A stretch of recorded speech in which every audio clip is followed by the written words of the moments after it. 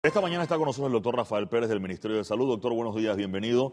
Varios temas, el ébola. Seguimos preocupados, ciertamente hay temas en el mundo. Ahora leímos que Nigeria se declara libre, pero bueno, nosotros en el continente seguimos preocupados. Hay casos en Estados Unidos.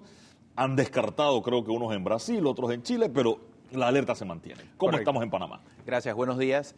Bueno, al igual que el resto del mundo, a partir del 8 de agosto, la Organización Mundial de la Salud lanzó una alerta sanitaria a nivel internacional luego de que 5 países habían reportado casos de ébola, específicamente Guinea-Conakry, Sierra Leona, Liberia, Senegal y Nigeria. Ahí es donde está realmente concentrado el brote. El viernes pasado se decretó a Senegal, que tuvo un solo caso, como país libre de ébola. Y el lunes, es decir, ayer, se decretó a Nigeria como país libre de ébola. De manera que se puede contener la epidemia. Esto es bien importante recalcarlo. A través de medidas que hay que tomar como ya tomaron estos países. ¿Cuándo tú declaras un país libre de ébola? Cuando han pasado 2 periodos de incubación, es decir, 42 días, que es el doble del periodo de incubación máximo para decir esto.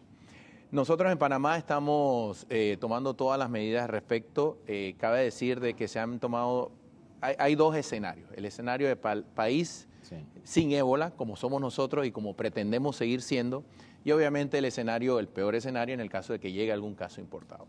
En ese sentido hemos tomado medidas para prepararnos. En el primer escenario, pues obviamente fortalecer lo que es la vigilancia epidemiológica, las fronteras.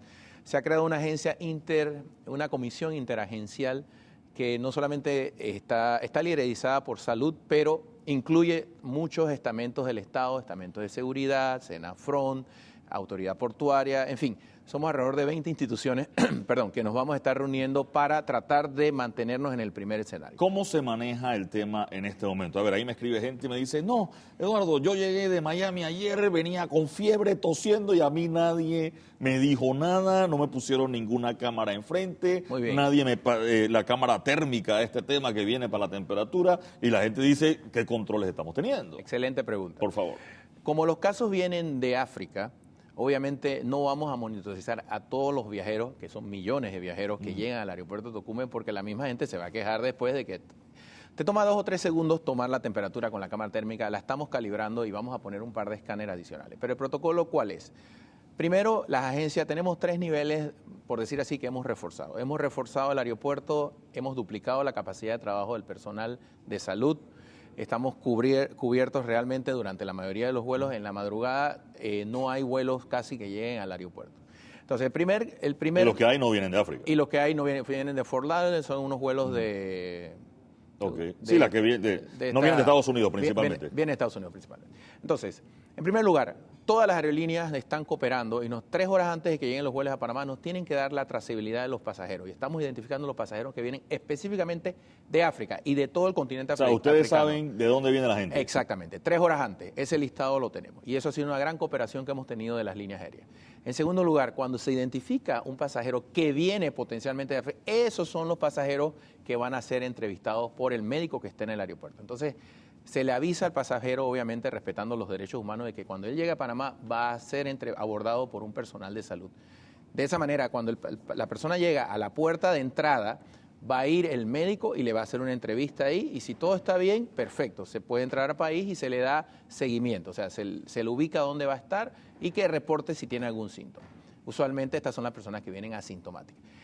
En el escenario de que, por decir algo, falló ese control arriba, la persona llega abajo a migración va a detectar la procedencia en el pasaporte y va a decir, usted no puede entrar al país, y ahí tenemos nuevamente otro médico que también lo va a captar. O sea que si tú vienes de Miami, si tú vienes de Canadá y tienes una gripe, nadie te va a parar en el aeropuerto. Eso es... Porque no vienes de uno de los destinos de riesgo. Porque no vienes de unos destinos de riesgo. Ahora, yo hablaba ayer con el doctor Mota, felicitaciones al doctor Mota, recibió el premio Universidad, y muy él merecido. dijo que eventualmente, sin alarmar y sin que fuera una cosa, el ébola podría llegar a Panamá en, no sé, en 1 año, en 2 o en algún momento podríamos tener un caso de ébola en Panamá. Ojalá de aquí a allá ya haya vacuna, cura, tratamiento.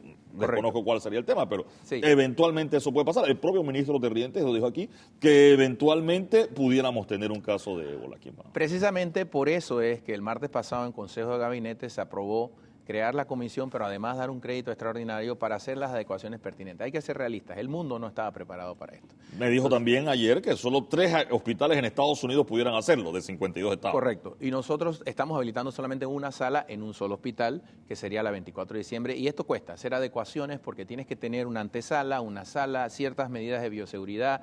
Y muy importante, hemos estado haciendo no solamente las adecuaciones físicas, sino también la bioseguridad. El 50% de las personas que tienen más riesgo de contraer el ébola son el personal de salud y los familiares de los pacientes. Entonces ahí tenemos que trabajar mucho. A ver, si yo voy al lado de alguien en un avión y la persona va tosiendo, Muy bien. ¿eso me va a pegar el ébola? De ninguna manera, y esa es una excelente pregunta. ¿Cómo no se contagia el ébola? Tú puedes ir en el avión, no se contagia por vía aérea, lo cual es una gran ventaja. El contacto son fluidos corporales, por eso es que... ¿Y por qué la ropa entonces es esta ropa blanca que ponen allí? De hecho, me mandaron una foto de aquí del hospital, de una ropa que se rompió la persona vestía de blanco con la ropa rota en la nalga atrás. Esa foto la vimos todos. Sí. Hay diferentes niveles de protección. Hay los que se llaman equipos de protección personal grado 2 y equipos de protección personal grado 3. Obviamente los grados 3 son los que va a usar el personal que va a estar en contacto íntimo con el eventual paciente. Sin embargo, los EPP2 que nos sobraron del H1N1 se pueden utilizar para que la persona se entrene, o sea, para que tú sepas cómo quitártelo, cómo ponértelo, y para eso se han estado utilizando, para capacitación del personal. No podemos usar el equipo más caro y que es el que vas a usar cuando para entrenar a la gente. Para entrenar a la gente. Podemos usar estos que son, por decirlo así, de práctica. Aunque esos pueden servir, y de hecho los tenemos en el aeropuerto en el caso de que llegue un paciente con algo de fiebre y podríamos tenerlo como sospechoso. Volviendo al tema de cómo se contagia y cómo no se contagia. Para que tengas una idea, Médicos Sin Fronteras y Cruz Roja Internacional no han tenido ninguno de su personal contagiado. ¿Qué significa esto? Que si tú tienes las medidas de bioseguridad y los equipos adecuados, tú debes poder proteger a tu personal de salud. Y eso precisamente es lo que estamos tratando de hacer. Ahora, ¿qué pasó en Estados Unidos? Que trajeron a un señor de allá de África, lo llevaron a Estados Unidos, a Texas, y se le pegó a uno que trabajaba ahí en el hospital. La verdad es que ahí hubo varias fallas en el sistema. En primer lugar, esta persona no sabía que él había estado en contacto con una persona con ébola. Él ayudó en el cementerio a esta persona allá en África, y cuando él regresa al aeropuerto y le preguntan, él dice, no, yo no estuve en contacto con nadie, porque él mismo no sabía. Cuando él va la primera vez al hospital, él lo tratan como una faringitis. Y es cuando él va la segunda vez que ahí porque realmente los primeros síntomas son síntomas parecidos a un cuadro respiratorio alto, fiebre, dolor de cabeza, dolor de garganta, malestar general, etc. Entonces, cuando él va la segunda vez es donde ya la gente empieza a pensar y se activa la cosa, y hubo algunos errores ahí, sin duda alguna. Aquí en Panamá, doctor, un tema, no sé si del estigma, ¿qué pasó? Hubo un caso en el hospital la vez pasada. Aquí llega un africano que tiene 10 años viviendo en Panamá con un brazo quebrado al Santo Tomás, que no tiene nada que ver con ébola, y resulta que nadie quiere tocar al tipo porque es africano y tiene fiebre. Bueno, eso lo hemos vivido anteriormente, lo vivimos en los años 90 con los pacientes HIV positivos. Lamentablemente hay un tema de estigmatización, y yo quisiera que ahí el personal de salud y la población esté sensibilizada. No podemos estigmatizar a alguien porque es negro o porque viene de África, entonces ya tiene ébola. Por favor, hay que ser un Hay unos poquito presos más... que agarraron de Senafrón y eran unos cubanos, y que los cubanos no quieren estar en la misma celda con los otros. Hasta por eso ya hay un problema, Sí, doctor. tristemente, bueno, es el temor. Entendemos el temor, obviamente, por el tipo de enfermedad que es, pero hay que ser sensatos y hay que ser humanos y respetar los derechos humanos de las otras personas. Gracias al doctor Rafael Pérez por acompañarnos esta mañana e irnos poco a poco familiarizando más con este tema. Seguro. Del ébola. Yo creo que estar preparados es la clave.